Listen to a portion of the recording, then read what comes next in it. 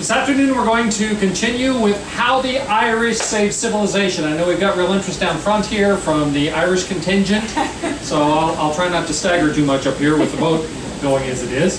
So today we finish the day with how the Irish saved civilization. Tomorrow we're going to talk about Napoleon in Portugal and Spain. We've sort of leaving that area now, but I'll be talking about Napoleon and the Napoleonic Wars in a little more general terms as well. Then we will have Vikings. Okay, who doesn't like hearing about Vikings? And then we will end as we're approaching Ireland and our final destination in Dublin. We will talk about the history of Ireland and the struggle for Irish independence. So we'll have another Irish talk coming up here soon. But for right now, we want to talk about how the Irish saved civilization. And as I've said before, I have blatantly stolen that title. I'm not being paid for this, so I don't think there's any conflict. I've stolen that title from Thomas Cahill, and he's a primary source for the things I have to say. How many of you all have read any of Thomas Cahill's books? Good. Well, I strongly recommend them to you. This was his first sort of bestseller and a big hit, but he has a number of other history books. And Thomas Cahill has a very unusual style. When you're reading Cahill, you feel like you're listening to him just sort of wander off and tell stories about this and that and the other thing. I mean, he's obviously widely read, a really knowledgeable historian, and you learn all these bits and pieces of things. Now, in addition to how the Irish saved civilization, he has a series of books that he calls the Hinges of History, and they include Sailing the Wine Dark Sea, which is, the subtitle is Why the Greeks Matter. He has one called The Gift of the Jews, especially focused on monotheism that the Jewish people gave to humanity. One called The Desire of the Everlasting Hills, which is about the world before and after Jesus. And he's got a biography of John the 23rd, who is the Pope that initiated Vatican II and a lot of the changes in the Catholic Church, and a number of others. He's a fascinating writer. I know some historians don't like him because he does tend to sort of wander off, but he's a very popular writer in a popular kind of tone, and I really enjoy his work, so I recommend that to you. We have to start out again with a context so we understand what we're saying here. There was a period of time in the first half of the first millennium, particularly the 400s and 500s, which was called the Age of Migration, if you're being generous about it, or the Migration Period. If you're being a little more critical about it, you call it the barbarian invasions of Western Europe. During this period of time, a vast number of pagan peoples, particularly non-Christian, what would be called barbarians by those in Western Europe, invaded, most of them moving from east to west into the Roman Empire. And we're talking here about Goths, Visigoths, Ostrogoths, Vandals, Lombards, Suevi, Frisi, Jutes, Burgundians, Alemanni, Syri, Franks, Huns, Avars, Slavs, Bulgars, Moors, Turks, Mongols, and on and on. There were a lot of these people moving into Western Europe. Rome was seen as the epitome of civilization and of wealth. As Theodoric of the Ostrogoths said, that no sensible Roman wants to become a Goth, but every Goth wants to become a Roman. The goal was to be able to experience the wealth and civilization of Rome at that time. And interestingly, later on this summer, I'm going to be on a different trip, different company, the name of which you do not need to know. And I'll be giving a talk about empires of the Silk Road in Asia. The Great Wall of China. How many of you all have been to the Great Wall of China? All right, then you will know that the Great Wall of China was built primarily to keep out the Mongol invaders. The primary group of people that Han China was trying to keep out were called the Xiongnu. It's believed now that the Xiongnu probably evolved into the Huns. So when we talk about the Huns invading Europe, this is the same group of people much, much later that originally had been threatening Han China and called for the building of the Great Wall. The Great Walls that exist today came in the Ming Dynasty. It's completely different than what it was. But the idea is that's how far some of these people had come in terms of migration over hundreds and hundreds of years in some cases. So there was a huge disruption throughout Western Europe, the Roman Empire especially, because of the movement an invasion of all these different groups of people. And we color-coded to make it look a little more pleasant, I think. And it led to what traditionally has been known as the Dark Ages. Now, if we have any historians in the room, you probably just grimaced because the Dark Ages is considered a politically incorrect term. It's seen as being overly negative because there were a number of things that happened during this period of time. In the Dark Ages, generally, we're talking 400 to 1000, about the time of the fall of Rome, or rather the sack of Rome in 410 by the Visigoths, up until about the year 1000. There was a lot of things that happened in that period of time that actually were very good. They improved agriculture considerably. The Islamic world was really developing. The golden age of Islam, especially in Baghdad, was really going. Medicine and science. This was the glory days of the Constantinople and the Byzantine, so the Eastern Roman Empire. But in Western Europe, that saw itself as centered in Rome, I'm pretty non-apologetic about the fact that it was a very dark time. It was a time of anarchy. The government that they had known was very quickly dissembled by the invasion of these barbarian peoples. Particularly, there was a suffering in education. People moved out of towns because if you were gathered together in a town or a city, you became a primary target for one or another of these barbarian groups. Libraries disappeared. These grand libraries, by the time we get around to the time I'm going to be talking about, the 500s, 600s, the largest libraries in Europe had 400 books in them, compared to a time before that when there were massive libraries that had been destroyed by these barbarian invasions. So from the point of view of education and literature, it really was a very dark time. I read you a quote here now from Thomas Cahill. He said, we would have lost the taste and smell of a whole civilization. 12 centuries of lyric beauty, aching tragedy, intellectual inquiry, scholarship, sophistry, and love of wisdom.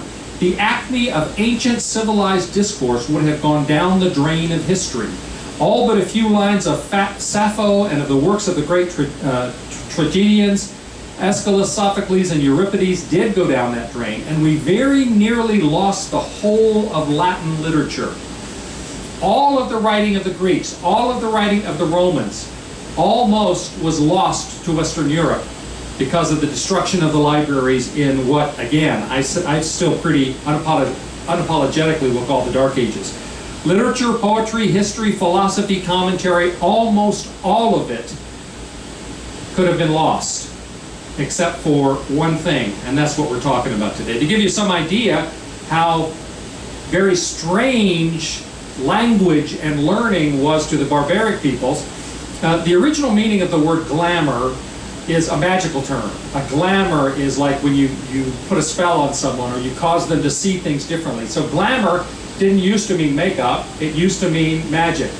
One of the barbarian tribes misunderstood the word grammar and quoted the word glamour. In other words, to them, the very ability to be able to read was a magical thing because no one could do it. And that gave you an idea of the change that had happened from the Greek and Roman literature, classical training and understanding and education. We went into a very, very dark time, except for one place in Europe. Now, again, I'm not talking now about the East. Byzantium, the Byzantine Empire, Constantinople, and Baghdad, the Islamic, those are different stories. But in Western Europe, the only place that was not affected by this was Iberia, which we call Ireland. Remember from my last lecture, the Romans never got to Ireland. They remained quite primitive, quite tribal. In the same way, the barbarians never got to Ireland. They were not affected by all of these various barbarians that invaded even into the island of Britain, but did not get over to Ireland. They remain a very primitive, these are just some images from that kind of thing. They were descendants of the Celts that had come over from Central Europe, and many of the Celts were driven out of the island of Britain, as we talked about earlier today, by the Anglo-Saxons. But in Ireland, they maintained their culture. It was very tribal. They had local kings. But they did not suffer from these invasions. And just at the time when the Irish were beginning to learn to read and write, and developing a passion for reading and writing and capturing the great stories of Irish tradition, the rest of the world of Western Europe was beginning to forget how to read and write. And this was critically important. Now you'll remember, I mentioned earlier that one of the reasons that they brought the Anglo-Saxons in, the Britons brought the Anglo-Saxons in to fight off all of the raids that were occurring from Ireland and from Scotland, the Scots and the Picts, into Britain. Well, one of the things that was happening is from Ireland, I'm just going to say Ireland, I'm not going to keep referring to some other name because it wasn't called Ireland then, but it's known to us as that now. The Irish would come across and raid the coastline and capture people and turn them into slaves. Slaves were one of the big commercial enterprises throughout all the world at this point. The Vikings were capturing slaves. We'll talk about that a little bit later. Well, early in the 400s, we don't have an exact date on this, a group of Irish coracles, these little skin-covered boats, they weren't big sailing ships, but they crossed over the Irish Sea to Britain, and in one raid they captured thousands, we're told, thousands of young Britons, and took them back to Ireland as slaves, many of them to be sold, many of them to be employed by the people who had captured them.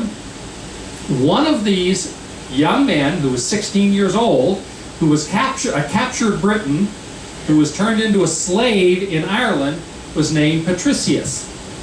A Latin name because he came from a Latin Roman background, even though this was the time when the Romans were beginning to leave.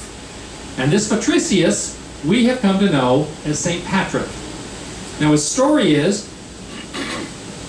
he was made into a shepherd slave from age 16, and for the next 6 years, he lived alone up in the mountains in Ireland, taking care of these herds as a slave. He was constantly hungry, he was constantly cold, which made him tough, it made him strong, and during that time of being alone, it was very difficult for him to feel like he ever fit into the culture there because there was no one to talk to. He was by himself. He didn't learn the language, he didn't know the culture. But over a period of time, because he had come from a Christian family, he became very close to God. He became a young man of prayer. And he describes it later in his life as that he developed a sense of God's constant presence with him. And so he entered into a life of communion with God because there was no one else for him to relate to. After 6 years there, when he was in his early 20s, Patrick had a vision. And in the vision, God spoke to him and said, "Your hungers are rewarded. You are going home. Look, your ship is ready." Well, Patrick started walking.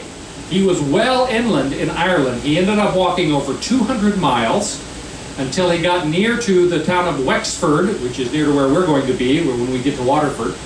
Near Wexford, he was able to, he had complete faith this was going to work out. He walked up to these guys who had a boat and said, "I would like to ride with you. Where are you going?" They were going to the continent. They had a load of Irish wolfhounds they were going to take to continental Europe, not back to Britain, in order to sell them. And he said, "I would like to ride with you." And they went, "Can you pay for it?" And he said, "No, I have no money." And they said, "Forget it." He started to walk away, and one of them said, "Wait, you can go, come on."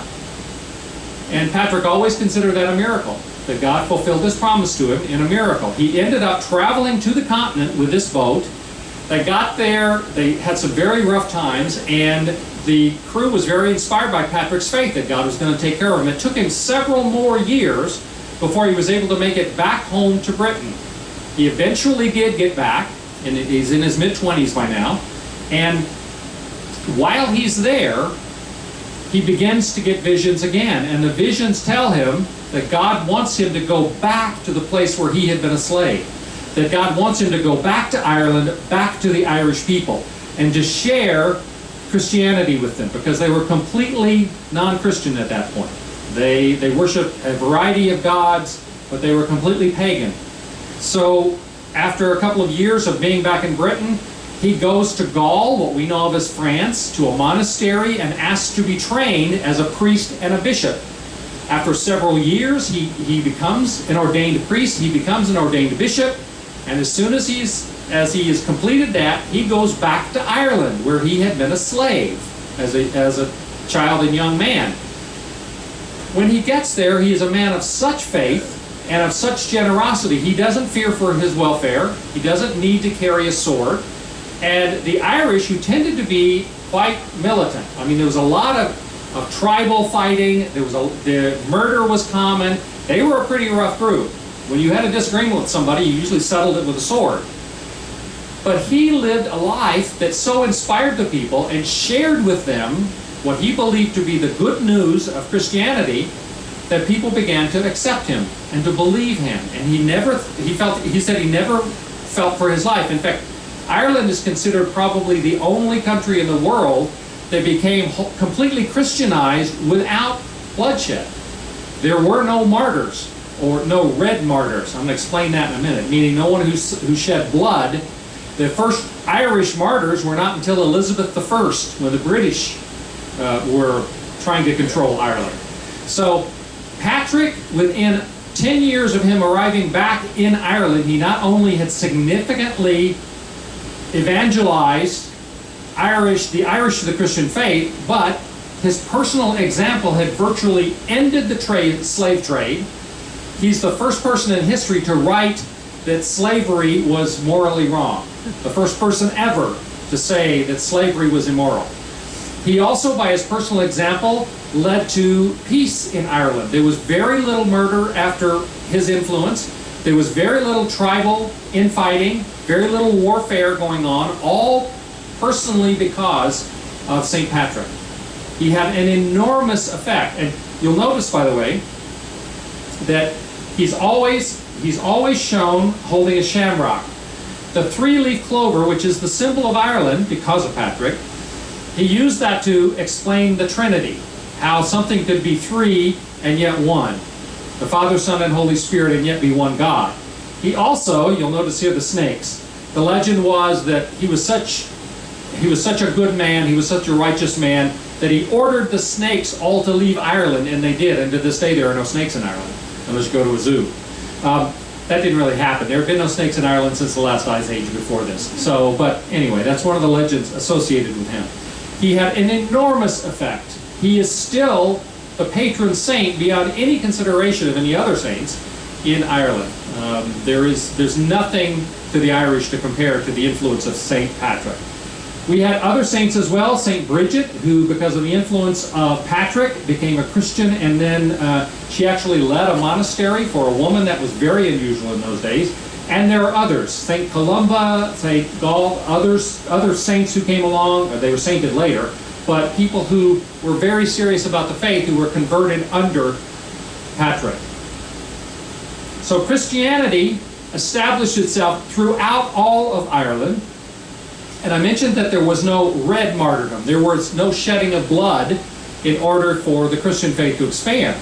And yet, by the influence of the Egyptian monastic movement, if you know anything about the Egyptian monastic movement, one of the trips this fall, which you should all go on, by the way, in November, the Star Legend, the sister ship to the Star Pride, will be doing the Wonders of Arabia trip. It leaves Athens, goes through the Suez Canal, the Red Sea, visits the Valley of the Kings at Luxor in Egypt, other places in Egypt, the Sinai Peninsula, where we visit the St. Catherine's Monastery at Mount Sinai, where Moses was traditionally understood to have been given the law.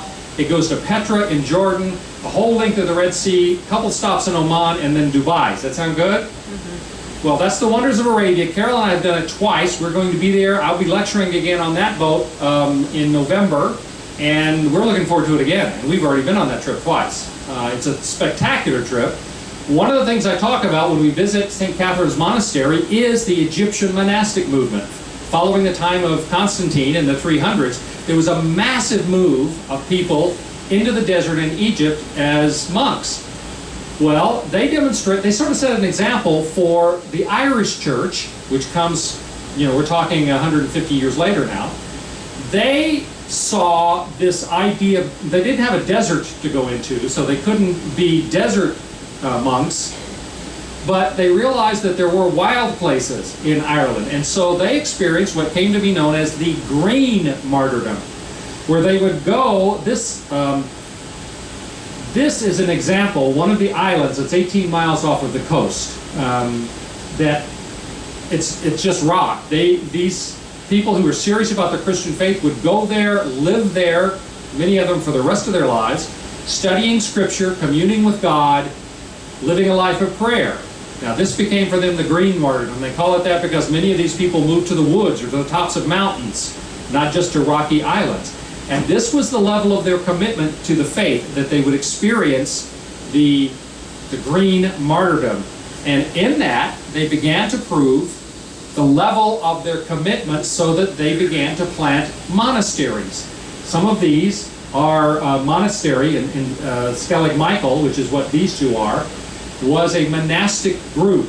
The Irish were just a little too gregarious, a little too sociable to be completely isolated as hermitic monks, and so they tended to form monastic communities wherever they were. Early on, and this is not long after the time of St. Patrick, all of these crosses are monasteries that were planted early on, like right at the time of Patrick, at the end of his life, throughout Ireland. By 650 AD, so we're talking 100 plus years later, this is how many monasteries they had in Ireland. They were very serious about this. And these monasteries were not just places to go and pray and to commune with God. More than anything else, the monasteries saw their job as being the copying of books. Now, what had happened in Europe prior to this? The libraries had all been destroyed. The learning had all gone away. People who for generations, their families had had libraries, could no longer read. Well, one of the most important parts of the Irish monasteries were the scriptoria, they were called, singular scriptorium, which is where they would go and copy books. And they not only copied the religious books, they didn't just copy the Bibles and the commentaries, they copied the Greek classics, which, remember, the barbarians hadn't got there, so they hadn't destroyed the versions that the Irish monks had, because a lot of the people who fled from Europe, tried to get away from the barbarians, the monks, priests, many of them went to Ireland and they took the books with them. And so they did have copies of these things. And so the Irish monks are copying the great philosophy and literature of Greece and in Greek, in Latin. They also are copying the great legends of the Irish people, so that we have all of those stories. The Tuatha Aldanan, the children of Danu, the god that the pagan Irish had worshipped. All of this stuff, if it was a written word, they valued it. Even pagan writings, even writings from the Greeks and Romans about other gods, they still felt the obligation to maintain it as part of the culture. We have some wonderful examples where someone who's writing, who's copying, and then at the bottom, will have little editorial notes, and they'll say something like, I can't agree with this, but it certainly moved me. One guy was writing the Homer, he was copying Homer, and when he gets to the part in Homer where the death of one of the heroes in Troy, Hector, when Hector was killed at Troy, there's a little commentary on that said, this death moved me to tears. All right? And so all of this literature, all of this philosophy, all of this commentary, the tragedies, the theater, all of that, the Irish kept it when it had been destroyed throughout all of Western Europe. They preserved, in effect, classical civilization when it had been destroyed throughout the rest of Western Europe. Now, they not only copied it for there at the monasteries, but then they began to go out. One of the most important of the traveling monks was St. Columba. I spoke to somebody today about St. Columba, that your mother had been at a place named for St. Columba. St. Columba, again, one of the people who had come to the faith because of the efforts of Patrick. He first went up to the island from Ireland. He went up to the island of Iona, which technically is part of Scotland. Later on, he went across Planting monasteries, he planted the monastery of Lindisfarne in 635. His people traveled down the coast, and at various times they planted monasteries in London, in York, in Whitby. So they not only were continuing to plant monasteries and work and copy books and keep civilization in Ireland, but they were traveling out and taking it with them. And Columba planted many of the monasteries, which then others picked up the responsibility for and did even more with. Then, as if that weren't enough, that they got monasteries all over Ireland and all over Britain that they planted, they decided that they would take the faith across to the rest of Europe, to replant civilization and the Christian faith in Europe. So, St. Columba, by the way, is also named as St. Columcille. So you'll read that name sometime. By 615, another of the monks who really had a passion for planting monasteries, who was St. Columbanus, different than St. Columba. St. Columbanus, within 25 years of his first landing in Gaul, he had planted somewhere between 60 and 100 monasteries. All of them with libraries, all of them copying books, all of them spreading learning and literacy. Nobody could read in Western Europe at that point until the Irish came back and taught them to read again. The Irish were responsible for bringing ancient civilization, reading, learning, books, and libraries back to the continent. All of these, and we're talking about in France, Germany, Switzerland, Italy, all of those are monasteries planted by Irish monks. And in every case, they had schools, they taught literacy, they taught bookbinding. They knew how to make books, not just to copy them, but also to create the books. And they taught bookbinding as well. An extraordinary contribution. Without these Irish monks, books, literature, civilization, literacy could very likely have died out in all of Western Europe. Now again, they were still doing some good things in Constantinople, the Byzantium, the Eastern Roman Empire, and in the Islamic world. But civilization in the Western world was preserved, saved by the Irish. The Irish have always been understood to be a land of saints and scholars. The scholarship from Ireland is extraordinary. In fact, between 250 and 850, more than half of all of the religious commentaries written were written by Irish monks and priests. More than half. That's significant. Any questions about that? Yes? They face any resistance in spreading it to Europe? They did face some resistance. Now, they didn't have any resistance in the faith being established in Ireland, but when they started out, in some of the monasteries that they began to plant, even around Scotland and into England, they did have some resistance there. Interestingly, once they got into Britain, into England, what we know as England, they had as much opposition from Rome as from anywhere else, because Patrick had gone over and everything had been after Patrick, and they hadn't had other influence. There was not an archbishop or a bishop from Rome that was establishing that, and so they developed some of their own approaches, their own polity, their own perspectives. Not any serious theological problem, but for instance, the date that they celebrated Easter was different. That was a huge deal to Rome. You people celebrate Easter at the wrong time. You must be pagans or something. And so you actually end up, in one of these slides here, that one. You'll notice here you've got the blue arrows coming from Ireland up around Lindisfarne, Whitby, and then down to London. And then you've got a red arrow coming up here, Canterbury, and then up to York. And York had been an Irish monastery, and it was changed over. The red arrow represents the fact that the Pope got really concerned about this and started sending his own missionaries from Rome in order to straighten out the people in Britain who he thought the Irish had kind of messed up. Well, the Roman missionaries could never compete with the Irish. They were so well prepared and well established, and they ended up being the dominant force there. But they did have opposition even from the rest of Rome. And there were times when there were Irish monks who ended up suffering later on. In fact, we talk about Lindisfarne in 635. when I talk about the Vikings, the first thing I'm going to talk about, the first raid that the Vikings made that really was noticed, that really made a difference, there might have been minor things, was a raid on the monastery of Lindisfarne in 793. That was the start of the really horrific time of the Viking raids against Britain. And so Lindisfarne was the target of that. So the Irish monks would have suffered in that case, certainly.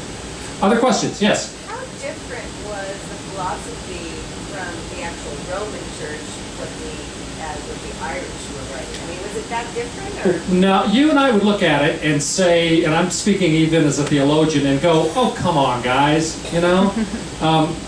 You're panicking over the fact that you've got a different way of calculating Easter, and that's because there were different calendars they were looking at. There were no fundamentally significant things. There were issues over whether or not priests are allowed to get married, because that had changed in Rome. And so it was those sorts of issues. It was less having to do with direct theological issues as what in theology we would call adiaphora, that is the gray areas. And so that's where they had more conflict than anything.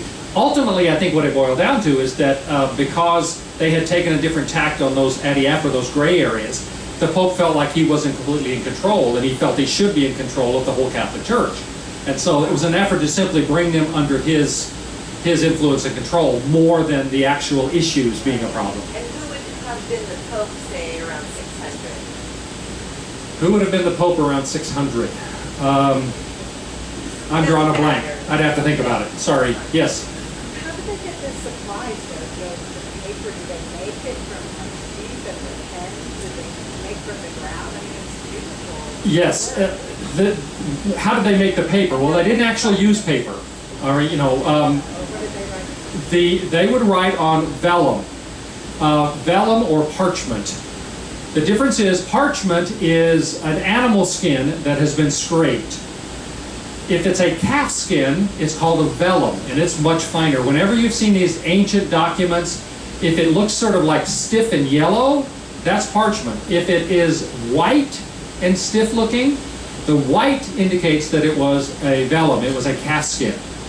Those were the most affordable and most portable materials that they had at that point.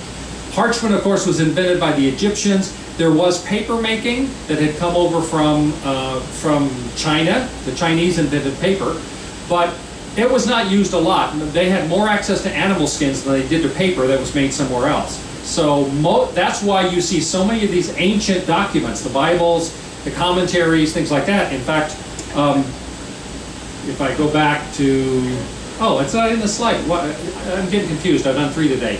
This afternoon, I talked about the Welsh poem, ancient Welsh poem from the 7th century. If you looked at that, when I made the joke, if somebody wants to read this in Welsh, that was on a vellum, a piece of vellum, because it was a white, permanent kind of thing. And these lasted. And one of the problems with paper, even back then, as it is today, if you've ever had a flood in your house, paper doesn't last very well in water, whereas unless it washed the ink away, vellum and parchment would last pretty much forever. Okay? Yes? Did they also illuminate the books you think? They did. In fact, illumination. Illumination can be fun. This is a portrait of Jesus. The great illuminations were Irish, or were later, if you get them in Scotland, they were influenced by the Irish. When you're in Dublin, when you get off the boat, try to go to the Trinity College to see the Book of Kells. This is the portrait of Jesus from the Book of Kells, and for many, many years, because I've been to Trinity College before, I have these small plaques that you can get. This one is the portrait of Jesus, and on our wall at home we had that, and then surrounding it we had the image of the 4 evangelists, Matthew, Mark, Luke, and John, represented by the eagle, the ox, etc. And unbelievably beautiful. In fact, the illustrations were one of the things that the Vikings raided for because they thought they were so extraordinary. They would put jewels in the covers of these books. It reflected not materialism, but rather the sense they had of the value of these books, particularly the Bibles, the religious books. So yes, the most beautiful illustrations in history were this. And in fact, one of the things that you'll notice, it's hard to see here, but you'll notice if you see the Book of Kells, in addition to the obviously religious connotation, the symbolism that was Christian, in all of these little corners and things, you will see Celtic knots and Celtic designs. So they bring into it not only the Christian symbolism, but also the things that were so common. You've seen Celtic knots, the Celtic jewelry, all of the beautiful design work. They incorporated all of that kind of stuff in the peripheries, especially, of the illustration that they did in the Bibles and whatnot. And it's just beautiful. The colors are extraordinary, even to this day. Other questions? Yes, you can have to shout. I can't hear.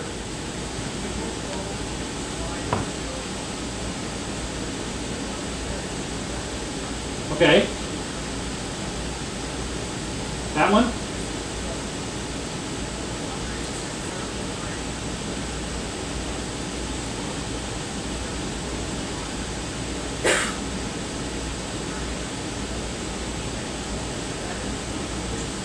Right. Well, now this would have been at the start of the 600s when we were talking about. Now, these are just the Celtic planted monasteries. These are not the only monasteries, but they really were the major influence. There were other non-Irish monasteries. But since this is in the 600s, the Umayyad assault into the Iberian Peninsula, when they took over the Iberian Peninsula, that started in 711. So that was a century later, probably, and they started down here at Gibraltar and came north. You'll notice that there was not a lot going on down here. The Visigoths at this point had not been significantly Christianized, and they controlled most of the Iberian Peninsula, so you didn't see a lot of openness to that at that point. But eventually the Visigoths, as in all the barbarian peoples, they fought against the church and everything before, but eventually they converted to Christianity as well. Carolyn will tell you that I get bumper stickers sometimes make me crazy. A couple of times when we've been back in Seattle, I've seen a bumper sticker that says, "When religion ruled the world, they called it the Dark Ages." That's completely the opposite. The Dark Ages began when the pagan, non-Christian barbarians conquered Christian Western Europe, and it didn't end until the barbarians became Christians. So some things make even pastors mad. Okay, so but that's very much the case. That the darkness was partly because of the fact that they were pagan peoples and then later converted.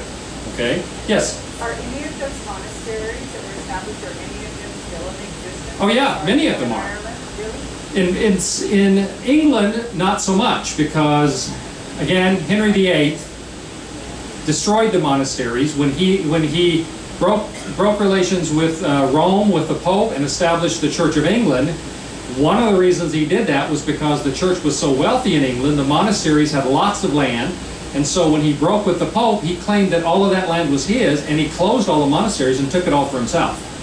And so the monasteries in England were destroyed. That's why you travel through England now and you don't see monasteries, you see ruins of monasteries. But in Ireland, the monasteries still exist. In Europe, the monasteries still exist. And by the way, many of these monasteries that were planted became major cities. We're talking about the cities of Lyon and of Lucca and, I've got a list of them here. Trier, Salzburg, Lucca, Vienna, Würzburg, Lyon. Many of the cities today that are major cities in Europe started with the planting of a monastery when there was nothing else there, and then it built up around it. I think is it Munich? The seal of the city of Munich is a representation of the monastery that started their city. So this wasn't just teaching them to read and write and planting a religious place there. In many cases, this was the start of the civilization being reestablished in terms of cities in Western Europe. Any other questions? Yes? I can't hear a thing up here, sorry.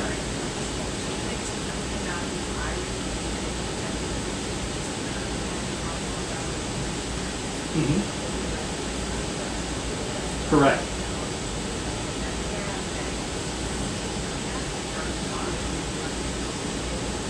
Yeah, the question is, were the Irish beliefs, because, for instance, the priest being able to be married, that was and still is true in the Orthodox churches in the East. And was there an influence there? I don't think there was an influence, because initially the Roman Catholic priests were allowed to marry as well. That didn't come along until later. And in fact, it's interesting that Jesus said, you know, that one of the evil things that will happen is that they will tell people they can't marry. And that started later in the Roman Church. So the Irish Church, like the Orthodox Church, I think they were going with what had been the previous tradition, and then Rome had changed it, and then later on, the Irish Church, the Irish Catholic Church, and everything else came into line on those issues. And again, I think they were pretty laid back, being very Irish about it. They were pretty laid back about those issues. That wasn't a make or break it deal for them as much as it was with Rome. And so eventually they said, okay, fine, you know, calm down. We'll be okay, you know. Have another beer, we'll be fine. Questions? Yes?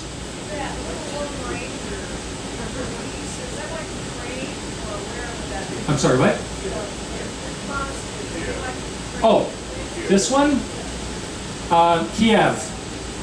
See, they also went to Russia. This is Kiev in the Ukraine, but because of the river system, many of them, we'll talk about this when we talk about the Vikings. The Vikings got all the way over into the Ukraine, into Russia. They were trading with the Rus. In fact, the word slave comes from the Vikings, the Slavs, the Slavic people. It's the same root, because the Vikings would go there and capture people and bring them back as slaves, and so they called them slaves because of Slavs. So there was a lot of influence over there, and the Irish even got that far as well. Any other last questions? Yes? When St. Patrick got on the boat, was he released from being a slave, or how did he get to go on the boat? Well, he expected, and he considered this part of the miracle. The question is, how did they let him go on the boat? Didn't they recapture him? Patrick believed that God had spoken to him, and so therefore it was going to be fine. He was a person of great faith, and so he walked 200 miles, and he thought, well, God, if you are with me, then no, they won't come after me, they won't capture me, and the boat will be there. And so this was part of his faith. They didn't come after him, they didn't capture him. He realized, in fact, he had written that he thought when he asked for permission to ride on a boat to wherever they were going, he didn't even know at first, that they could say, well, wait a minute, who are you? You know, and if he was a slave, they would return him to his masters. They didn't. He considered that part of the miracle that allowed him to get back to his home, and then so that he later, and he believed this was all a sequence of events that God had planned, that he would later be able to come back and evangelize Ireland. So yeah, he was surprised. I think he was surprised by it too, but on the other hand, he wasn't surprised because he believed that God would fulfill his promise in that way. Thank you all very much for being here. I'll see you tomorrow at 4 o'clock.